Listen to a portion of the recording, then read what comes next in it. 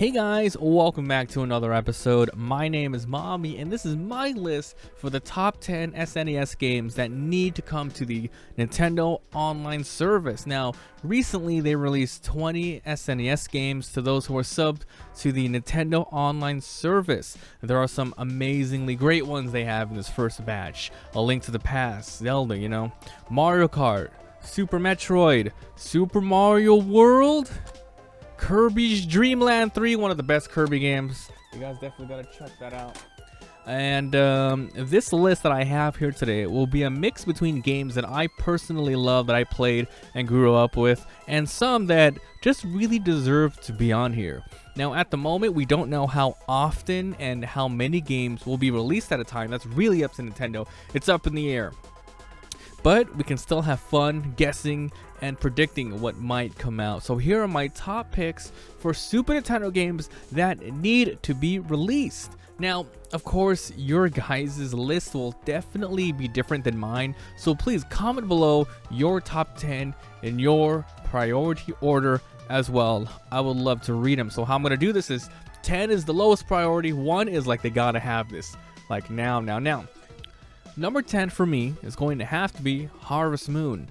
Harvest Moon is a farming sim game where you inherit a farm from scratch, meaning you have to, cut down all the weeds, you have to destroy all the logs in your way to get wood, break all the rocks, get tools, upgrade tools, manage your stamina, hoe the fields, plant the seeds, harvest, make money, etc. You even go into town and you meet with people, and you can even get a horse and marriage. So this game would be a really good addition to the online service. I first played the Game Boy version.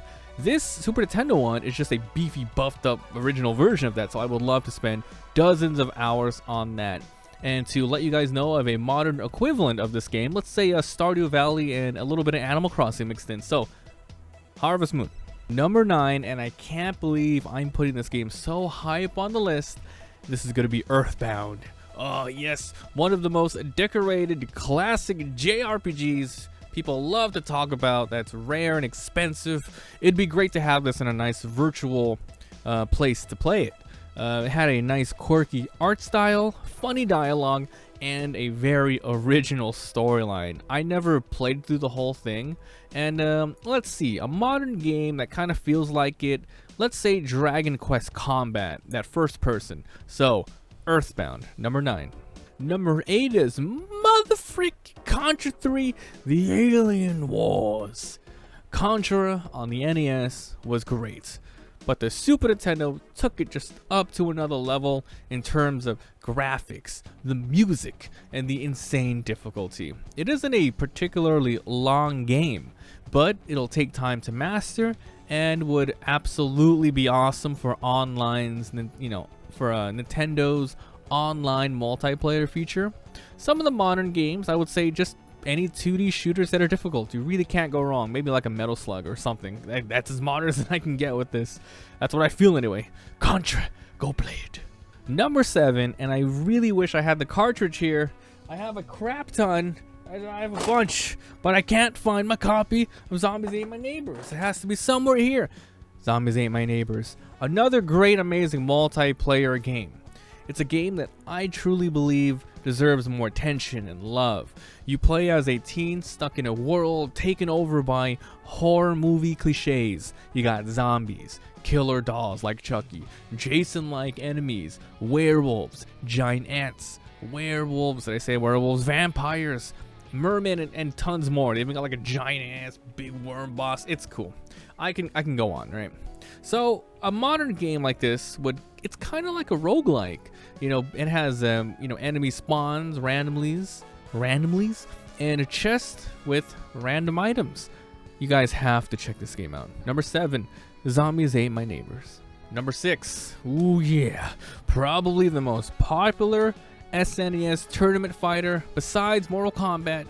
Street Fighter 2 has a long running legacy, and it wouldn't feel right not putting this on the list. No doubt this would strain the online servers with so many people jumping on. And what if they added global ranking? That'd be freaking nuts, dude. That would be nuts. So, today's modern equivalent, Street Fighter 5. Let's just go with that. Easy peasy, right? Number 5. Ooh. Chrono Trigger. That's right. If that's number 5, what is 4, 3, 2, 1, right? Anyway, this game is pure quality. This game is massive. It's a JRPG made by Square. It had art style by Akira Toriyama, the same person who did Dragon Ball and Dragon Quest character designs. I recently played this game for the very first time about 4 months ago. We beat the whole game, and it's now one of my most favorite games of all time. So Chrono Trigger, oh my god, it has to be experienced. Check it out. Alright, number 4. We're coming up to the later half of the list here. Donkey Kong Country. You could take your pick, 1, 2, or 3. Personally, I like 2. But let's just talk about number 1. Besides Mario and Kirby and Mega Man, Donkey Kong Country is probably my favorite platformer on the Super Nintendo. It had fun, challenging gameplay that kind of gets nuts towards the end. You guys remember that freaking rail carts where you have to jump, and in the second one it was rail carts in a carnival. It's crazy. It's freaking nuts. The pre-rendered graphics were gorgeous for the time, and who could forget the music, huh? The Bramble music, the underwater water is classic. Number 4, Donkey Kong Country series. Number 3, Mega Man X. Oh yeah, Mega Man X. There's been a lot of Mega Man games, from the original on the NES, GBA's Battle Network, Mega Man Legends, so many different kinds of Mega Mans. Mega Man X took the chill style of the original NES and totally made him a badass. A new console meant new graphics, new animations, rockin' music, and a storyline that introduced Zero. That's right, Zero. Well, okay, on the top 2, this next one, it's gonna be TMNT Turtles in Time. Definitely my go-to beat 'em up on the Super Nintendo. TMNT for Turtles in Time. Is it 4? It says 4, right? Yeah, 4. I always call it just Turtles in Time, but it's 4 because I think 1, 2, and 3 were on the NES. It has a lot going for it. You can choose all 4 turtles, lots of different moves and weapons. Even though they're kind of the same, they feel a little different with the characters, maybe. Extreme fast-paced combat. Oh yeah, it feels so good. You can get good at this game. You can play this game without getting hit once, without dying, if you're that good. Some beat 'em ups that are old school pretty much are quarter munchers, where it's designed to kick your ass. This one was never in an arcade. It was on the Genesis, known as the Hyperstone Heist. But over here, oh yeah, this is the one. You can get super good at it.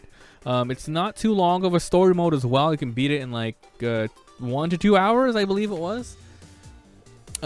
Co-op and a versus mode. You could fight against someone else, which you can play online, I guess, if you want. And amazing music and graphics. This game's voice sound bites are stuck in my brain for life. Big Apple, 3 a.m. Big Apple, 3 a.m. Before we jump into number 1, I have a couple of honorable mentions that I feel are going to be on some of your guys' list. So, just barely not making the cut. Mario Paint. Great game, good stuff. If you have the mouse, even better. Next one, Illusion of Gaia. Very, very well made, long action RPG. Ooh, it's a crazy one. And my last honorable mention is going to be another fighter. Killer freaking Instinct. That soundtrack. Killer. Oh my god, dude. Good game, good game, good game. But it is now time for number 1. And I have it here in my hands. It's in mint condition. Kind of. Oh, a little bit of a thing on it. That's okay.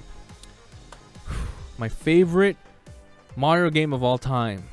My favorite Super Nintendo game of all time. Super Mario RPG Legend of the 7 freaking stars. This is what you get when Nintendo works with the master of old school JRPGs, Square Enix, at the time just Square though. And they come together to make a masterpiece of an RPG. At least that's what I think of it. Ooh, I'm gonna put it right here, right in front of me. Ooh.